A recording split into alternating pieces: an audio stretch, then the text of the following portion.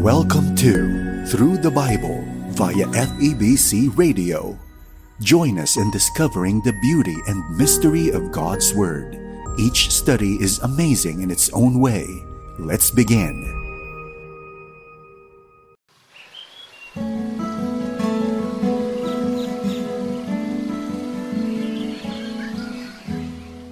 Si Saul ay hinirang ng Diyos na maging kauna-unahang hari ng Israel. Nang siya ay binasbasan ni Samuel, ay naging matagumpay ang kanyang mga layunin sa buhay sa tulong ng Espiritu ng Diyos. Subalit ang relasyon ni Saul sa Panginoon ay hindi naging tapat. Kaya naman bilang kahalili, hinirang ng Diyos si David bilang susunod na hari. Sa ating panahon ngayon, ilan na ba ang nagsimula sa paglilingkod sa Diyos, ngunit nagtapos sa panlalamig at pagtalikod? Buksan natin ang ating mga banal na kasulatan sa 7 kabanata ng Lucas, 1 hanggang 35 talata. Ang mensahe sa oras na ito ay ihatid sa atin ni Pastor Dan Abangco.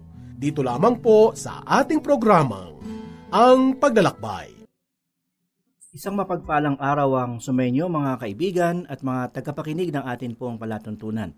Nawa ay nasa mabuti kayong kalagayan at handang makinig at matuto ng salita ng Panginoon. Ako po si Pastor Dan Abangco. Samahan po ninyo ako at tayo ay mag-aral ng banal na salita ng Panginoon. Sa 7 kabanata ng aklat ni Lucas, sa simula ng kabanatang ito, pinagaling ni Jesus ang isang alipin dahil sa pananampalataya ng kanyang amo. Siya ay isang senturyon. Ang senturyon ay pinuno ng 100 kawal na Romano. Tinalakay dito kung paano binuhay ni Jesus ang anak ng isang balo. At sa kabanatang ito, pinarangalan din ni Jesus si Juan Bautista. Ngayon ay basahin natin ang salaysay tungkol sa isang alipin na pinagaling ni Jesus. Pansinin na hindi nagkita si Jesus at ang alipin, ngunit pinagaling siya ni Jesus. Nang matapos na si Jesus ang kanyang mga sinabi sa mga tao, pumasok siya sa Capernaum. May isang senturyon doon na may aliping minamahal niya na may sakit at malapit nang mamatay. Nang marinig niya ang tungkol kay Jesus, inutusan niya ang iba niyang alipin na makiusap kay Jesus na pumunta upang pagalingin ang kanyang alipin. Nang dumating sila kay Jesus, nakiusap silang mabuti sa kanya na sinasabi, siya ay karapat-dapat na gawan mo ito sapagkat mahal niya ang ating bansa at nagtayo siya ng sinagoga para sa atin. At si Jesus ay sumama sa kanila. Nang siya ay nasa di kalayuan sa bahay, nagsugo ang senturyon ng mga kaibigan at pinasabi, Panginoon, huwag ka nang mag-abala, sapagkat hindi ako karapat-dapat na puntahan pa ninyo sa aking bubungam. Ni hindi ko itinuring ang aking sarili na karapat-dapat na lumapit sa inyo. Ngunit sabihin mo na lamang na siya ay gagaling at gagaling ang aking alipin, sapagkat ako man ay may taong inilagay sa ilalim ng kapangyarihan at may mga kawal na nasasakupan ko. At sinasabi ko sa isa, humayo ka, at siya ay humahayo. At sa isa naman, halika, at siya ay lumalapit.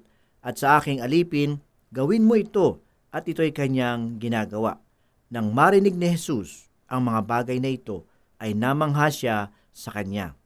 Humarap siya at sinabi sa kanya, sinasabi ko sa inyo, maging sa Israel ay hindi pa ako nakakita ng ganitong kalaking pananampalataya. At nang ang mga sugo ay bumalik na sa bahay, nadat na nilang magaling na ang alipin. Maraming mga sundalong Romano sa lungsod na ito. Ang sundalong lumapit kay Jesus ay pinuno ng 100 kawal. Ang taong ito ay may pananampalataya. Mayroon din siyang pagmamahal para sa mga Hudyo. Nagpagawa siya ng isang sinagoga para sa kanila doon sa Capernaum upang may mapagsambahan sila. Dahil siya ay senturyon, maaari niyang utusan ang kanyang mga kawal at walang magagawa ang mga kawal kundi sumunod.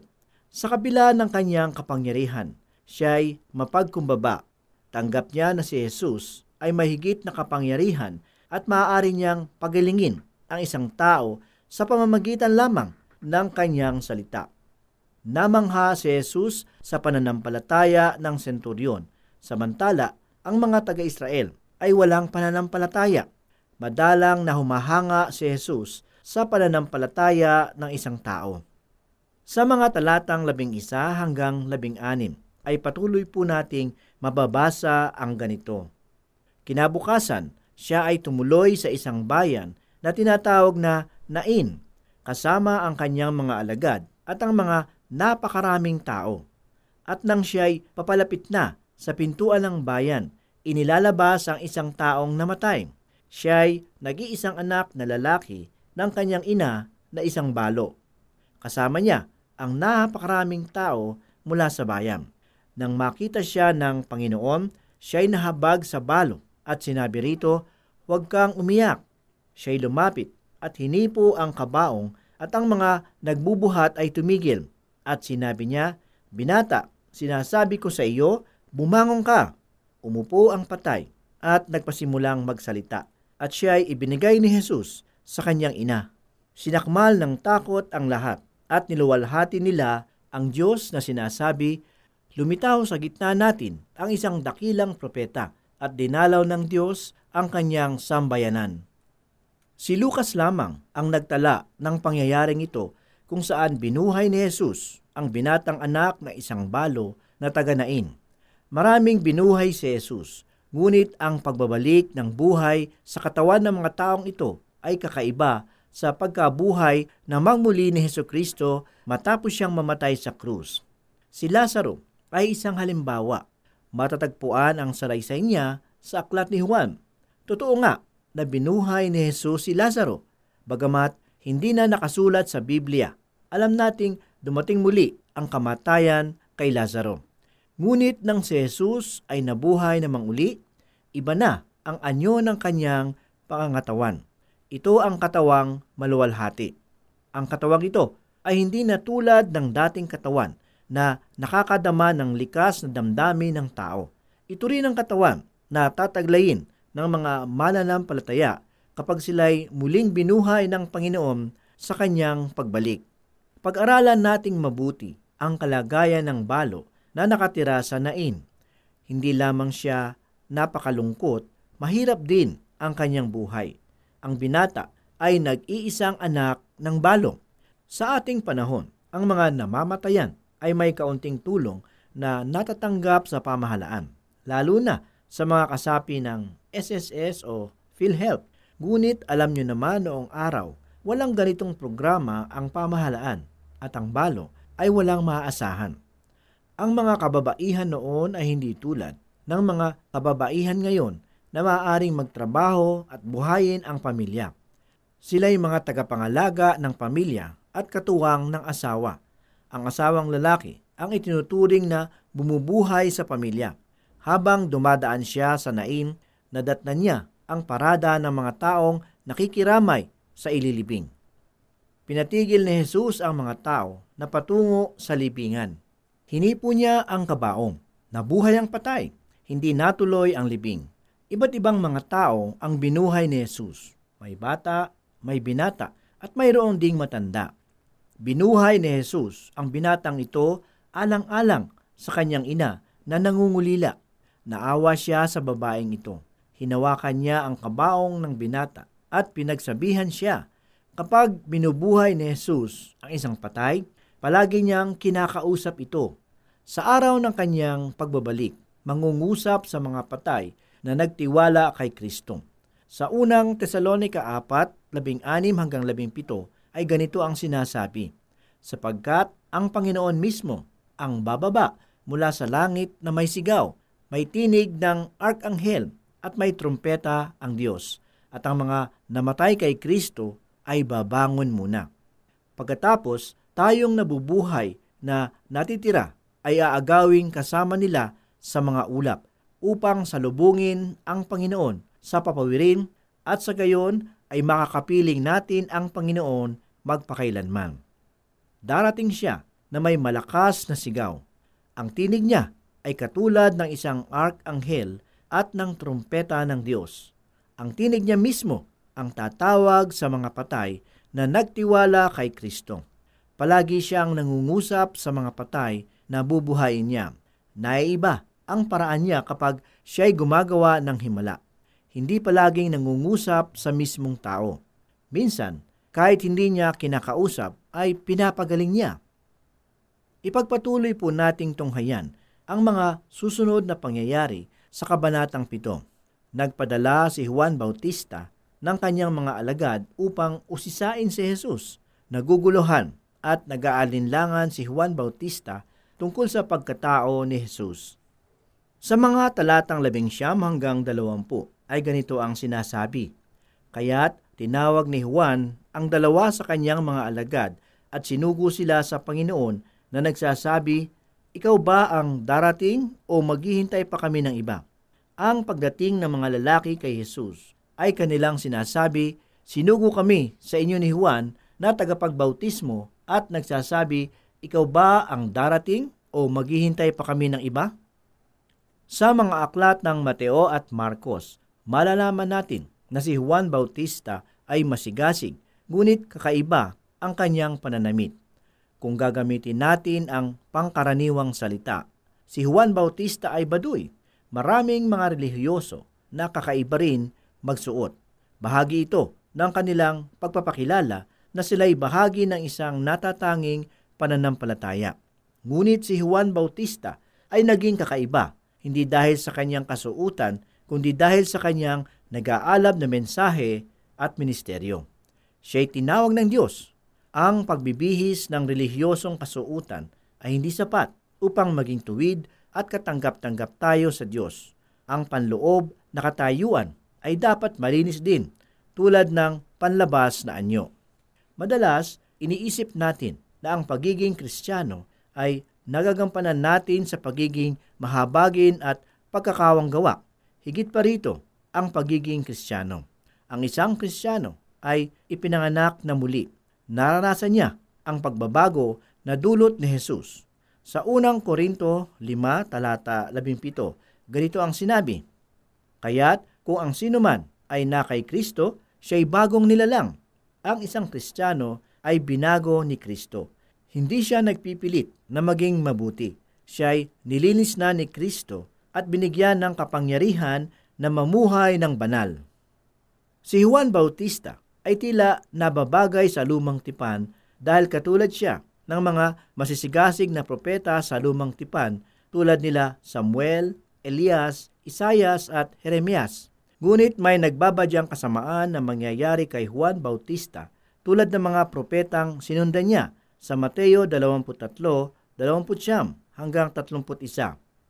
Sabi ni Jesus, "Kahabag-habag kayo, mga eskriba at mga pariseo, mga mapagkunwari, sapagkat itinayo ninyo ang mga libingan ng mga propeta at pinapalamutian ninyo ang mga bantayog ng mga matuwid. At sinasabi ninyo, kung nabuhay sana kami sa mga araw ng aming mga ninuno, hindi kami makikibahagi sa kanila sa dugo ng mga propeta. Kaya't kayo'y nagpapatotoo na rin laban sa inyong sarili, na kayo'y mga anak ng mga pumaslang sa mga propeta. Pinatunayan nga nila na sila'y mga anak ng kanilang mga ninuno na pumatay sa mga propeta. Ipinakulong nila si Juan Bautista at ipapapatay din nila ito. Nang si Juan Bautista ay nakabilanggo, nagkaroon siya ng mga pag-aalinlangan. Hindi dapat hatulan si Juan Bautista. Nanghina ba ang kalooban ni Juan Bautista? Hindi. Ibang bagay ang nagdulot ng kanyang pag-aalinlangan. Ang pagkakaalam ni Juan ay itatatag na ni Jesus ang kanyang kaharian. Siya mismo ang nangaral. Kayo'y babautismahan niya sa Espiritu Santo at sa apoy. Nasa kamay niya ang kanyang kalaykay upang linisin ang kanyang giikan at titipunin ang trigo sa kanyang kamalig, subalit susunugin niya ang dayami sa apoy na hindi mapapatay. Nag-aapoy ang kanyang pahayag. Ngunit mula sa bilangguan, naghihintay siya at tila wala pa ring nangyayari, kaya't ipinadala niya ang kanyang mga alagad upang magtanong kung si Jesus nga ang Mesiyas o kung dapat pa silang maghintay ng iba. Hindi niya pinagalitan ang mga nag-usisa. Tinanggap niya sila ng maayos, ngunit pinaghintay. Basahin natin ang mga pangyayari. Sa Lucas 7, 21 hanggang 23 ay ganito po ang sinasabi. Nang oras na iyon ay pinagaling ni Jesus ang marami sa mga sakit salot at masasamang espiritu. At ang maraming bulag ang binigyan niya ng paningin. At sumagot siya sa kanila, "Humayo kayo at sabihin ninyo kay Juan ang inyong nakikita at naririnig. Ang mga bulag ay nakakakita, ang mga pilay ay nakalalakad, ang mga ketongin ay nalilinis, ang mga bingi ay nakakarinig, ang mga patay ay muling binubuhay, ang mga dukha ay ipinangaral ang magandang balita. At mapalad ang sinumang hindi natitisod sa akin." Pinaghintay ni Jesus ang mga sugo ni Juan habang gumawa siya ng mga himala. Nais niyang masaksihan nila ang mga pangyayari upang mapatunayan nila na nagkatotoo na ang pahayag ng mga propetang sinauna. Kung magkagayoy, mamumulat ang mga mata ng bulag at ang mga tainga ng bingi ay mabubuksan. Kung magkagayoy, lulukso ang pilay na parang usa at ang dila ng pipi ay aawit sa kagalakan. Nangyari ang unang pagdating ng Panginoon. Sa unang pagdating, palalayain niya ang mga tao sa kanilang mga sakit at sa kanilang mga kasalanan. Sa unang pagdating ng Panginoon, hindi siya pumarito na tulad ng isang hukom at mandirigma. Pumarito siya tulad ng maamong tugpa. Ngunit sa kanyang pagbabalik, lilipulin niya ang mga taong makasalanan at paparusahan. Tutubusin niya ang kanyang mga lingkod mula sa kamatayan at sa kahirapan, at siya na ang maghahari sa sanlibutan. Ngunit nainip na si Juan Bautista. Tila nagtatanong siya, di ba't itatatag niya ang kanyang kaharian? Bakit hindi pa nangyayari? Sa gitna ng mga pag-aalinlangan ni Juan Bautista, pinakiusapan siya ng Panginoon na patuloy na magtiwala. Ito pa lamang ang una niyang pagparito. Nakikiusap din ang Panginoon sa atin na magtiwala sa Kanya kahit hindi natin ganap na naunawaan ang mga tagpo ng pangyayari. Sa unang Korinto 1:18, ganito po ang sinasabi, "Sapagkat ang salita ng krus ay kahangalan sa mga napapahamak, ngunit sa atin na inililigtas, ito ay kapangyarihan ng Diyos." Hinahangaan natin ang mga kritiko dahil kaya nilang salungatin at usisain ang mga bagay na tinatanggap nating totoo. Ngunit kung ikay nag-aalinlangan kay Jesus, hindi ibig sabihin na marunong ka. Mag-aalinlangan ka kay Jesus kung di mo siya lubusang kilala. At kung hindi ka nagtitiwala sa Kanya, kasama ka sa mga mapapahamak. Sa mga kababayan nating nagkaroon ng mataas na pinag-aralan, huwag nating pawalan ng halaga ang Biblia at ang buhay ni Jesus. Marahil mahirap para sa iyong paniwalaan ang Kanyang kakayahan na magligtas sa sangkatauhan at ang Kanyang pagkabuhay na maguli. Ngunit maraming mga buhay na binago dahil sa Kanya. Ang mga pagbabagong ito ay mahirap na mangyari sa loob ng mga rehab center o sa pamamagitan ng ating mga gamot o teknolohiya. Ang buhay na dating masama na ngayon ay naging matuwid na. Hindi ba't iyon ang himala? Mga mahal na tagapakinig, ako'y naniniwala sa salita ng Diyos. At sana kayo man ay magkaroon ng paniniwala sa mga salita ng Diyos, ganap na manalig sa Kanya at magbagong buhay. Sa kabila ng pag-aalinlangan ni Juan Bautista, pinarangalan pa rin siya ni Jesus. Isa siyang matibay na sandigan ng pananampalataya. Sa mga talatang 25 hanggang 29 ng Lucas ay mababasa natin ang ganito. Nang makaalis na ang mga sugo ni Juan, ay nagpasimula siyang magsalita sa maraming tao tungkol kay Juan. Ano ang pinuntahan ninyo sa ilang upang makita? Isa bang tambo na inuuga ng hangin? Subalit ano ang pinuntahan ninyo upang makita? Isa bang taong nakasuot ng mga damit na malambot? Masdan ninyo ang nagdadamit ng magagara at namumuhay ng marangya ay nasa mga palasyo ng mga hari. Subalit ano ang pinuntahan ninyo upang makita? Isa bang propeta? Oo, sinasabi ko sa inyo, at higit pa sa isang propeta. Ito yung tungkol sa kanya ay nasusulat, narito, ipinadala ko ang aking sugo sa isang unahan na maghahanda ng iyong daan sa iyong harapan. Sinasabi ko sa inyo, sa mga ipinanganak na mga babae ay walang higit ng dakila kay Juan. Subalit, ang pinakamaliit sa kaharian ng Diyos ay higit na dakila kaysa kanya. Nang marinig ito ng buong bayan at ng mga maniningil ng buwis, ay kanilang kinilala ang katwiran ng Diyos, sapagkat sila ay nagpabautismo sa bautismo ni Juan. Ang lumang tipan ay nagpahayag tungkol kay Juan Bautista sa Malakayas 3:1. Narito, sinugo ko ang aking sugo upang ihanda ang daan sa unahan ko, at ang Panginoon na iyong hinahanap ay biglang darating sa kanyang templo. Ang sugo ng tipan na inyong kinalulugdan ay narito. Dumarating si Juan Bautista ay mauna sa Mesiyas. Sa mga talatang 30 hanggang 32. Subalit, tinanggihan ng mga Pariseo at ng mga dalubhasa sa kautusan ang layunin ng Diyos para sa kanila sa hindi nila pagpapabautismo sa Kanya. Sa ano ko nga ihahambing ang mga tao ng lahing ito at ano ang kanilang katulad?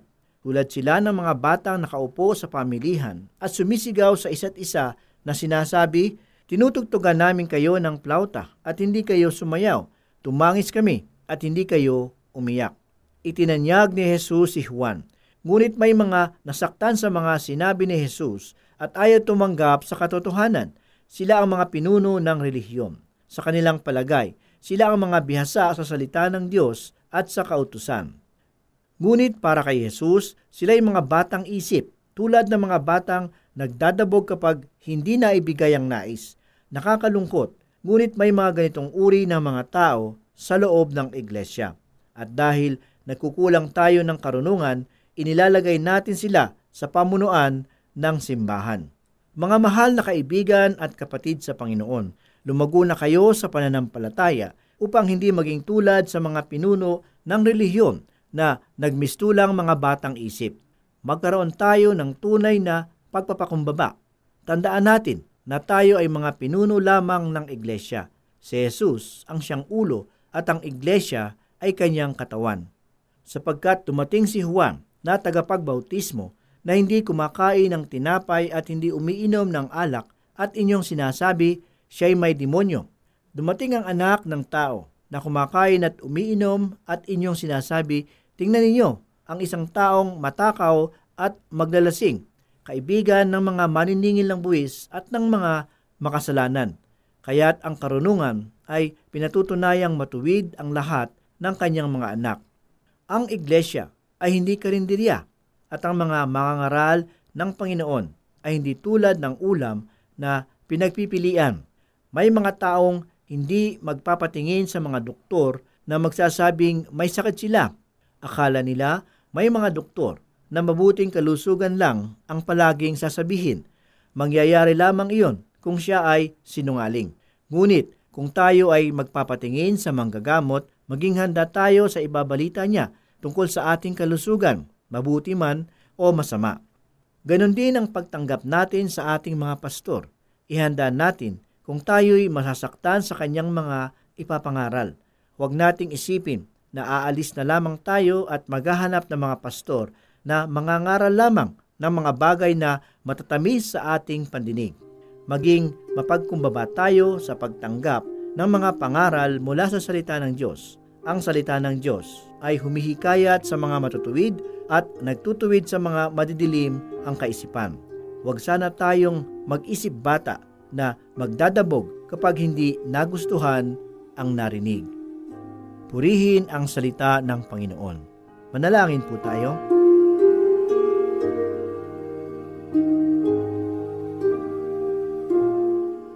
O Diyos na buhay at makapangyarihan sa lahat, muli kami po ay nagpapasalamat sa pagkakataong ito. Salamat po sa mga pagpapala na aming nasumpungan sa pag-aaral ng iyong salita. Ito po ang aming samot dalangin sa pangalan ni Jesus. Amen. For more teaching from God's whole Word, you can listen through this station, FEBC Radio.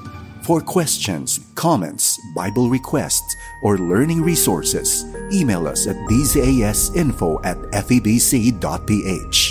This is Through the Bible. See you again for more learning on the next episode.